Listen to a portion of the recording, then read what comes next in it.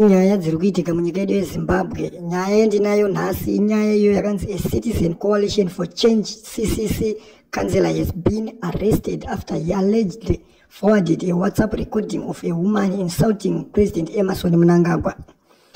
Hazvina kumbomira mushe, ndofunga muri kunzvinzwira mega kuti nyaya yandinayo panapa inyaya yakanzela weCCC uyo ari kunzi asungwa mushure mekunge aforwarda WhatsApp voice recording WhatsApp group remukadzi anga achithreatena Emmerson Mnangagwa.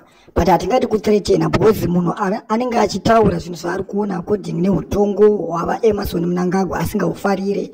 Munhu otongonakidzwawo nezviri kutaura achida kunzi ziviso veruzhinji oforwardawo muWhatsApp group obva atonzi imhosva yawaita iyoyo, ndo zvaatonzi asungirwa izvozvo.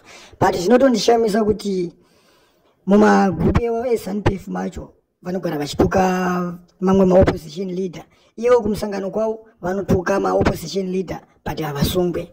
Titori nevanhu veZANU-PF tinotoziva kuti vanototi vakatongofunga kuti kune musangano vanonovharisa vanhu mashopu vavafosa kuvaendesa kumusangano. Kuenda kumusangano hakufoswe munhu because munhu wese ane musangano waanoda kuenda.